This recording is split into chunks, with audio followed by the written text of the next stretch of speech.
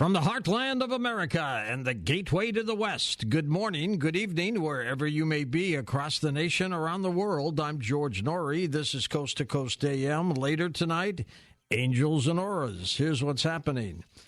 Israeli troops fought with Hamas militants on the edges of Gaza City today as the Palestinian death toll now has risen above 9,000 after nearly 4 weeks of war sparked by Hamas's deadly rampage into Israel. U.S. and Arab leaders raised pressure on Israel to ease its siege of Gaza and at least briefly halt its attacks in order to aid civilians and try to get them out of there. The Biden administration plans to announce a $425 million military aid package for Ukraine on Friday, including counter-drone rockets and munitions for that country. Lawrence Fawcett, the second longest living person to receive a genetically modified pig heart in a transplant, has died 6 weeks after the experimental procedure. The University of Maryland Medical Center, where the experimental procedure had been performed, said the heart began to show signs of rejection in recent days. Our expert on the body, Christian Wild from myheartbook.com, is with us here. Christian, what are they doing putting pig hearts in people in the first place? Well, according to the federal government, George, at any given time, 3,300 people are on the waiting list for a human heart. And this is why these results released today are so discouraging. These first two experimental pig heart transplant cases were being watched by the cardiovascular community with great anticipation. Now, here's the bottom line. Why we as a people might more consider including heart and other organ donations in our afterlife plans and not have to depend on pigs, who, as today's news reported, pig hearts unreliable and probably one of the main reasons we've always chosen to call them pigs. Well, Jeez. Here are some well-based statistics, George. In just the last 12 years, there have been nearly 2.5 million deaths just in the United States that may have been prevented if a particular donated organ had been made available. A recent government report specified only about 30% of Americans even know the actual steps that it takes to become an organ donor. That information is available, incidentally, online, and what a gift that would be. 61% of people who are living donors are women, and 59% of those who donate organs after death are men. Maybe, George, we are our brother's keepers. Maybe so, Christian. Thank you for the report. Pig hearts. Nah, let's not do it. Christian's website, myheartbook.com. The store, Target, has abandoned plans to open a new store that is currently under construction in a Philadelphia neighborhood just 1 month after announcing the closure of 9 other stores across the country due to ongoing retail theft. This is happening all over the place where people are just running into stores, stealing things, and then running out again. It's out of control. Out of control.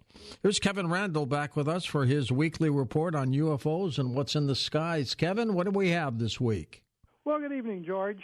Hi, buddy. Last week, there was so much news from the various government agencies about what they insist are UAP that I didn't report on a retro sighting. As anyone who's been following the Roswell case knows, we, and by we I mean Tom Carey, Don Schmidt, and I, have been searching for documentation for literally decades. We have, of course, all the newspaper articles, the FBI telex, and 1 or 2 hints of something strange falling outside Roswell. We have no diaries, letters, journals, or other written statements from the time of the crash. One of the possible exceptions is a magazine article written by Inez Wilcox, wife of the sheriff, that mentions little men. The problem is that we have no date on it, and the article might have been written after the Roswell crash became prominent in 1978. I believe I'm the only researcher to ever interview Major Edwin Easley, the base provost marshal in 1947. He would have been responsible for the security at the crash site and on the base. In my interviews, he told me several times that he couldn't talk about it because he'd been sworn to secrecy. He said that he had promised the president he wouldn't talk about it. Skeptics, of course, criticized the statement, wondering if the president would talk to a lowly major. I was of the opinion that Easley certainly could have made the promise to an emissary of the president. Both Don and I had learned of several Secret Service agents who had been dispatched to Roswell in 1947. Just recently, we received some confirmation for this. In a letter dated December 30th, 1947, and addressed to Colonel Blanchard, the Roswell base commander, we do have some corroboration for Easley's help.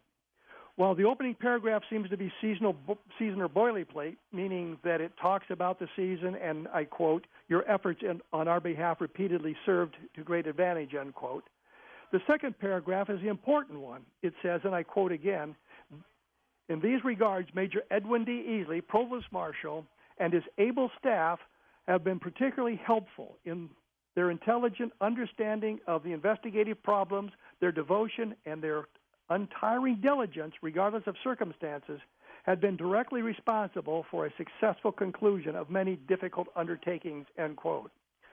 While this can be viewed as generic attaboy letter, it is relevant because of the time frame, 1947, and that I currently know of no other event in which Easley would have been involved in something with the Secret Service. It does underscore Easley's involvement and helps establish that Easley might well have promised the president and wouldn't talk about it by making that promise to the Secret Service. This is the latest document relating to the Roswell crash and one of the few that we have. Much more recently, just last Friday on October 27th of this year, several people at the Kate Sessions Park in San Diego saw what they called mysterious lights. There were 5 lights that were in a loose formation in which 3 took on a triangular shape, and then all 5 formed a straight line. The UFOs were in sight for a minute, and there is video that can be found on the National UFO Reporting Center website. There's a possible conclusion that these were flares, and while seen close to the San Diego military installation kind of give us that impression, all eventually vanished.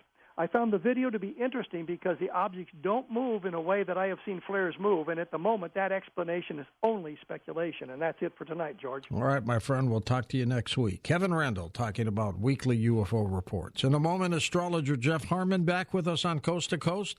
What in the world is going on? We'll find out through the eyes of an astrologer next on Coast to Coast AM. And welcome back to Coast. George Norrie with you. Jeff Harman back with us, an astrologer, paranormal researcher, spiritual consultant with almost 50 years of experience. He's the only astrologer on the planet who stores his clients' records in filing cabinets given to him by the one and only George Carlin. Harman offers detailed personal and business readings using Vedic, Nayadi, classical, and astrolocational astrology. He also offers corrective measures, and he works with clients to design custom talisman made with natural, untreated gems. He has solved many paranormal cases involving hauntings and dwellings and UFO-related events and possessions. We will do readings with Jeff next hour. I'll tell you that all he needs is a question from you. Jeff, welcome back, my friend. How are you? I'm good, George. Thanks for having me. What in the world is going on in the world these days? My gosh. Tell you what, it's a blur, isn't it? It sure is. Yes, it sure is. Well, yeah, I mean, this is stuff I've been saying for years, from 2024, I should say 2020 forward, we have had, it's been insanity, and the astrology has shown that. And I have to say the United States is in for a roller coaster ride, I think, for this next year or two. For sure, the next year. 2024, it actually is starting right about now. And we're seeing the insanity in Israel and the things coming unglued. And the whole world now is, turning, and where ships are moving in all over the place. The military movement is much more massive than what I've been hearing on the mainstream news from other sources. And the astrology shows this. These eclipses we just had, which happened on the 14th of October, which was 7 days post the Israeli, tragedy. And then we see another eclipse eclipse that just happened, a partial eclipse on the 28th, were trigger points to, I think, some very powerful energies that are coming in by the end of this month into December. And I hope I'm wrong. This is something I'd love to be wrong about.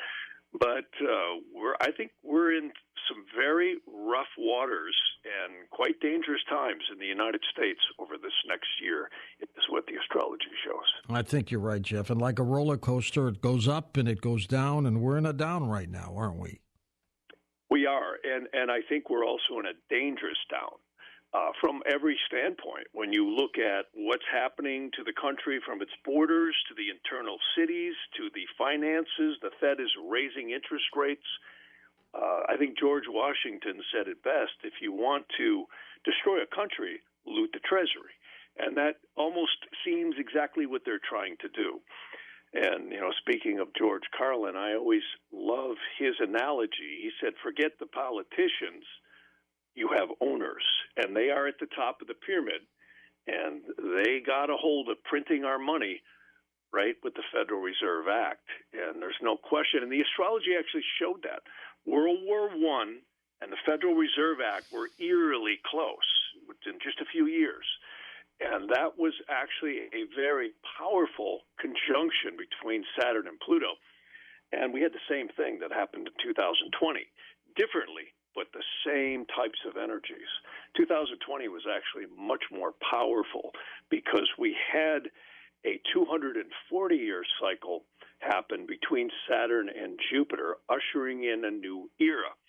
And I really believe these people at the top of the pyramid, who George kind of referred to as the owners, they know this stuff. There was a guy I studied with a long time ago, back in the late 80s, early 90s, and he actually was in London doing astrology for some of these bankers. And a very interesting guy. And the types of astrology he did was something called electional. Electional is picking an auspicious time to find a window to commence events. And I do this stuff for people all the time, selling real estate, surgery elections, taking trips, getting married, signing contracts.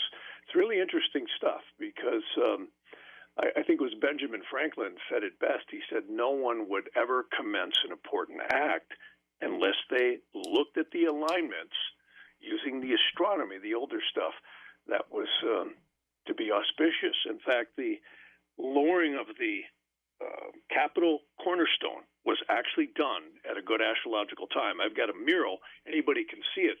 It's where George Washington had his Masonic apron on, and they were lowering the cornerstone in at an auspicious time. Let's hope they did a good job, because I'll tell you what, we are under some crazy stuff. Oh, we sure are. And we've been battered, as you know, Jeff, from COVID, the Ukraine-Russian situation, now Israel and Hamas and that mess. It's a disaster right now, and we've got a couple more months to go in this year. What does 2024 look like? It looks like the United States, see, there's something called a Pluto return going on. And when I say that, for people listening, see, when you commence a country or a person is born, it's like a timestamp. There's an energetic print from the heavens. And, of course, people know that as their birth chart. But the ancients knew that whenever you commenced an act, there was a very powerful angelic force and energy that was created. In fact, the Roman soldiers used to do a ritual outside of cities before they would attack it to drive away the angel of the city. In fact, every dwelling is believed to have an angel that is around it at the time it was created. So the United States, of course, the Declaration of Independence was its birth chart. And there's many disputes as to exactly what time that was, but I go by a chart called Ebenezer Sibley's chart. He was a Mason who was believed to have recorded the time when the church bells started ringing, when the forefathers started signing the Declaration, which was believed to be around 5:10 p.m. Well, if we take that chart, we extrapolate it out, we can see a lot of events that happened to this country. And what we're going through right now is something known as a 245 to 250 year Pluto return. Well, the United States just turned 247 years old this last 4th of July. So it's technically in its 248th year. So in sidereal astrology, Pluto conjoins the United States Pluto 3 times all through 2024. It actually begins right in February of 2024. Comes back again 3 more times. It'll hit again in, I got it written down here, make sure I don't make a mistake here. Yeah, comes back again in July of 2024, and the final hurrah is right at the beginning of January of 2025. Plain English, you might say, okay, great, what does it mean? That's what I would say. Clearly, Pluto is the destroyer and the phoenix rising out of the ashes. And this is exactly what everyone's saying. I mean, when we look at what's happened in my lifetime, I remember Kennedy getting killed, and what Eisenhower said in the late 50s. I mean, clearly, we are seeing things that we've never seen before. And I think it's far deeper than we're aware. And when you look at what has been happening at the top of the pyramid down, the whole deck is shuffling. They want transhumanism. They want digital currency. They want to take away the God-given rights that this Constitution and this amazing country has. When you look at the Bill of Rights and the Constitution, I don't care what anybody says about the Masons, that was a profound document. And I think it was sacredly and divinely found. And when you look at George Washington and some of the other founding fathers, I don't care what anybody says about Masonry, there was some pretty divine stuff going on, including what George Washington experienced. Well, the point is, and where we're going with all this, is clearly we are at a crossroads right now where this country will either be destroyed as we know it, or it will be the phoenix rising out of the ashes. And I tend to lean towards the latter. And this might sound funny, when I do astrology, but I truly believe divinity, God, whatever you want to call it, is far above the celestial influences. But it seems to operate through the portals, if you will, of the celestial influences that many astrologers call astrology. You said something really great last show, George, that I loved. It was very direct and simple. You said, Jeff, what is astrology? How's it work?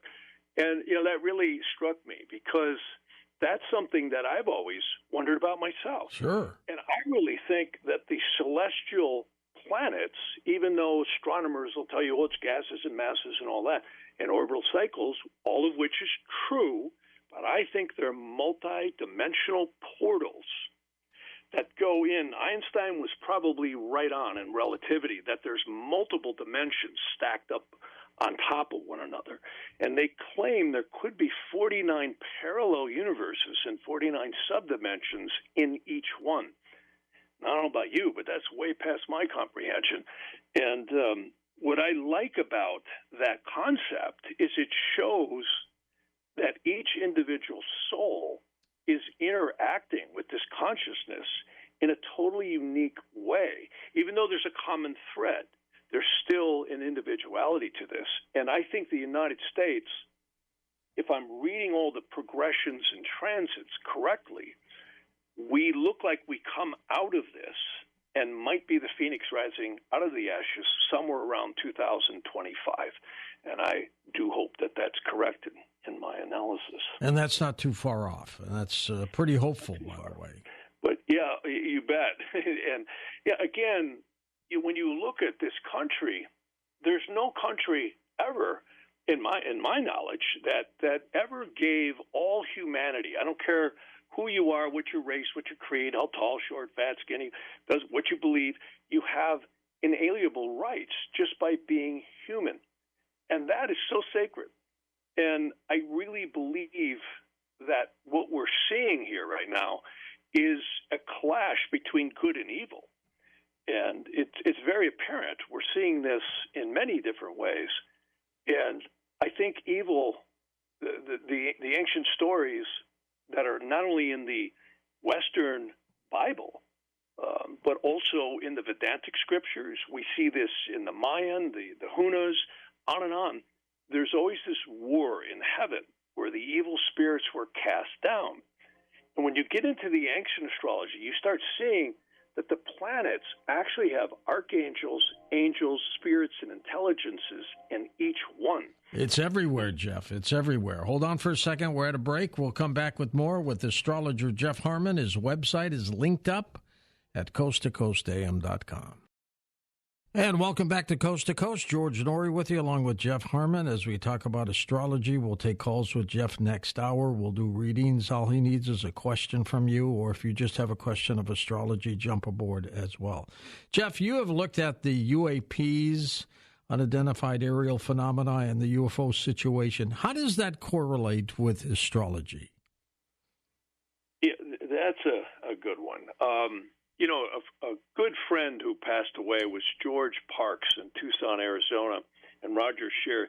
They contacted me, I think it was about 15 years ago, to look at a number of different incidences going back at least through the last 100 years, looking at Betty and Barney Hill. Of course, many of these things have. Shag Harbor crash, Travis Walton, of course, that was in the mid-'70s. Minot Air Force Base was really interesting. So was Maelstrom Air Force Base.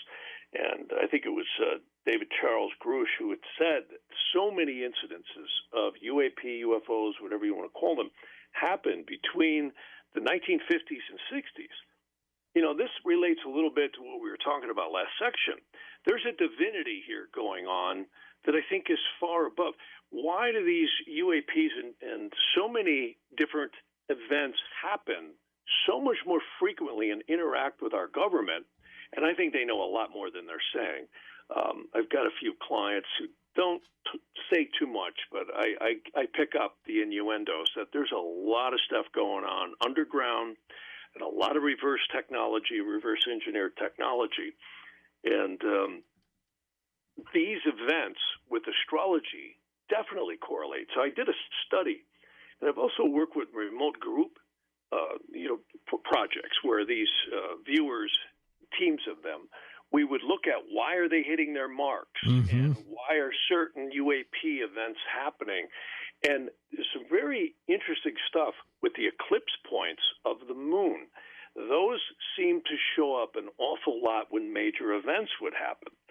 And I've had UFO phenomena back in the 70s. I had a motorcycle, a 650 Triumph, just shut right down. And I would chart these crafts. And I've actually been seeing a lot of crafts lately. And isn't it interesting? We're seeing all this military buildup and a lot of trouble brewing. And I really believe some of the stuff with Admiral Byrd was probably true, that they brought him down underneath Antarctica and told him that they're not going to allow us to destroy this planet. And this relates kind of to the U.S. and the whole astrology. I really believe there's forces far, far above our dimensions that don't want Earth destroyed. And we certainly have the capability of doing so right now. I think the U.S. just made an announcement that they've got a new bomb that is 24 times the power of the one dropped on Hiroshima and 14 or 15 over Nagasaki. So we certainly, and that's only what they're telling us. I think they have directed energy weapons and stuff we've never heard of, from what I've heard. And fission has been perfected on low levels, and, directed energy weapons, particle beams, lasers, you name it. So there's some really scary stuff going on, and that may relate to when these events happen. And it kind of lines up with the major conjunctions in astrology.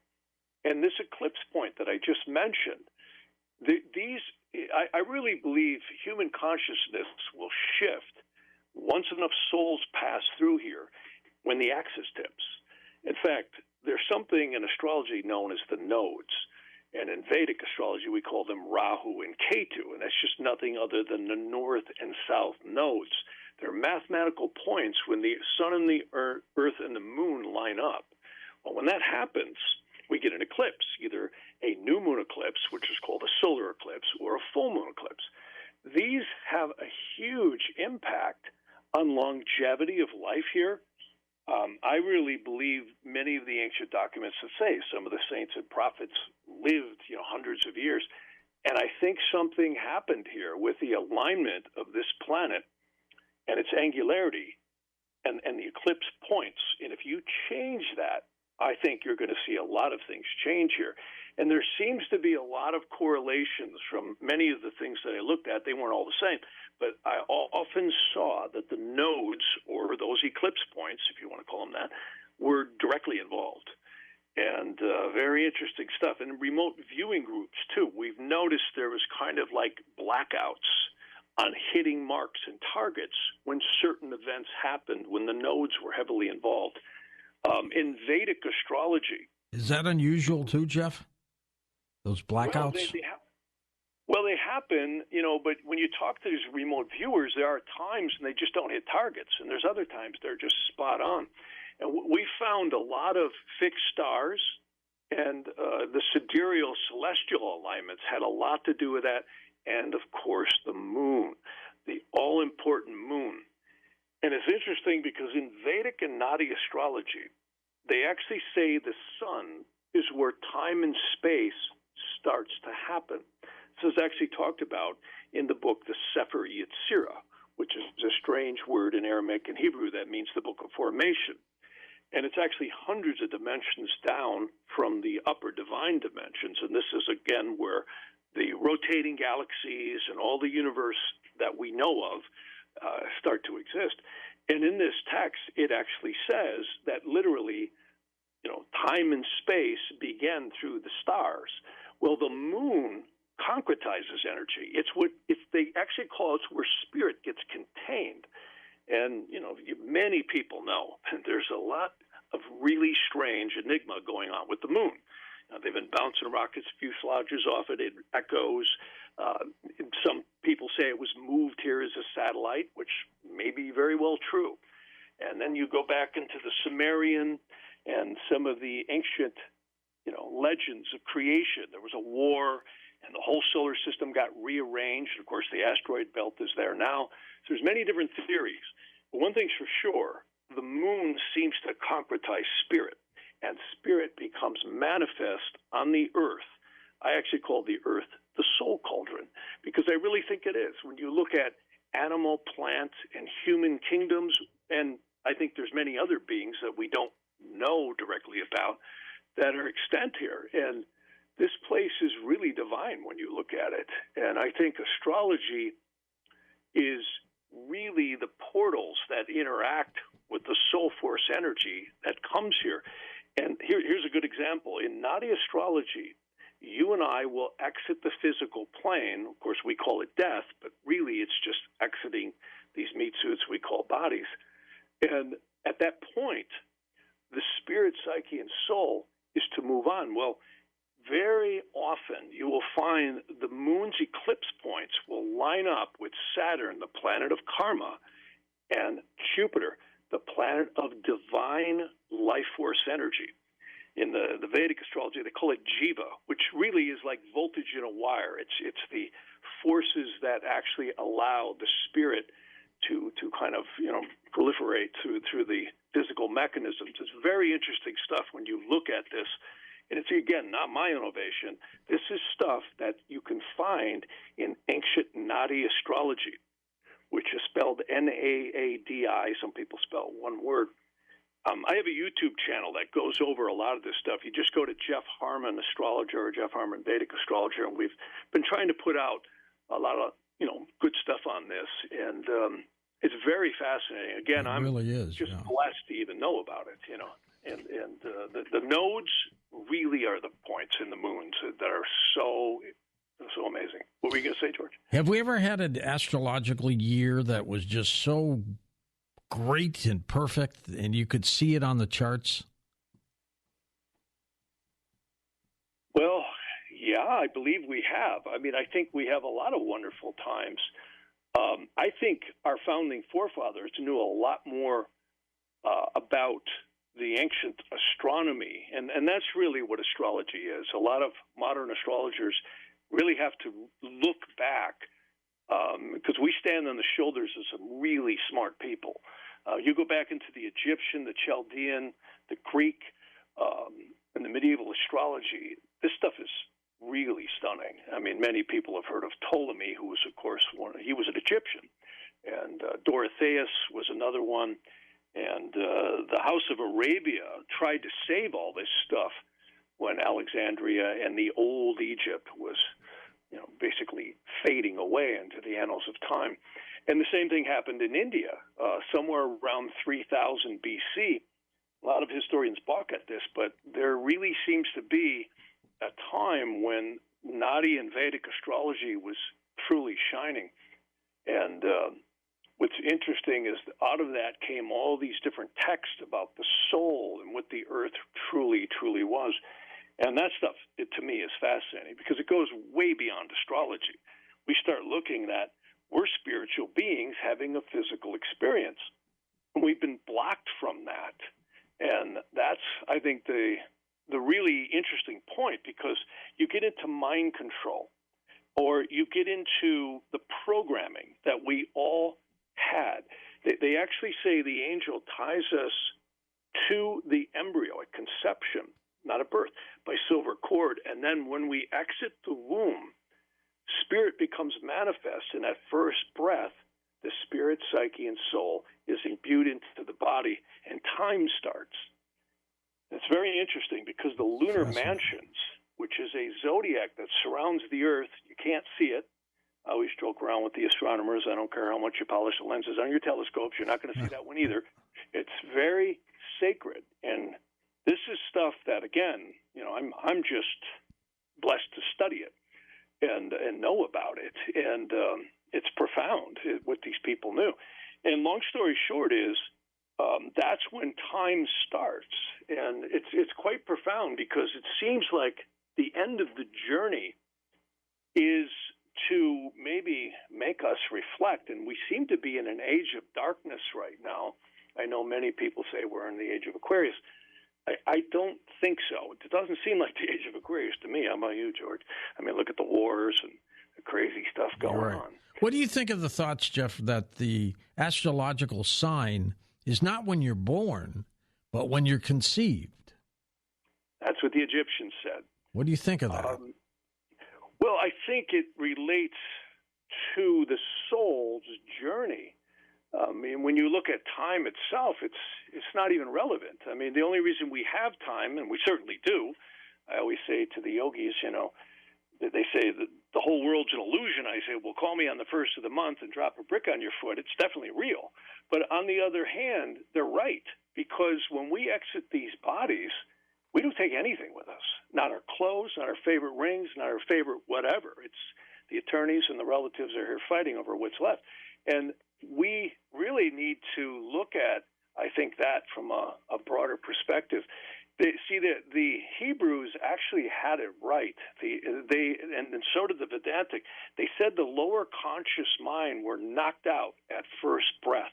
They say the angel makes this mark right between the nose and the upper lip that knocks us out. So everything we learn is literally starting from scratch. Brand new. Brand new. Yeah.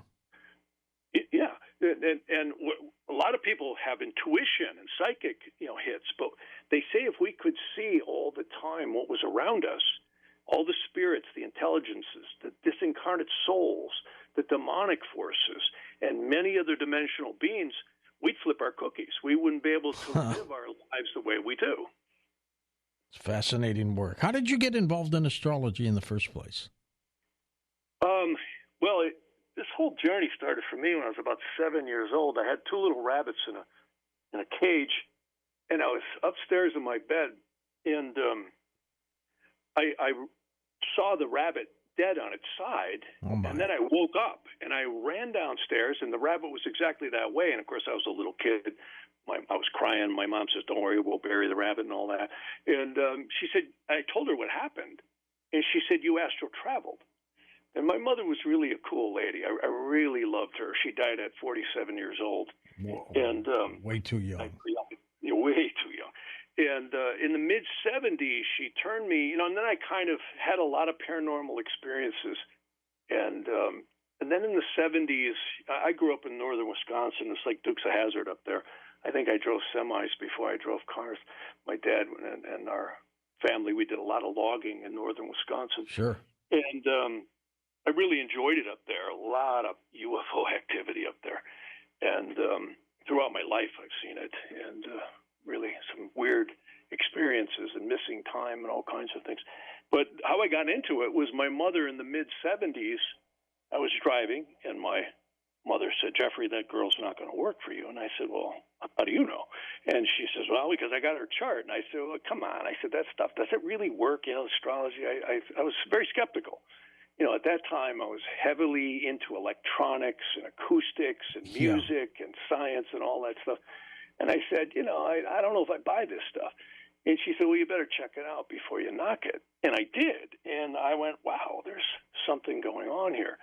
And then I was really blessed. I worked for I had a studio, and then I did forensics work and was really always enjoying science and so on and so forth.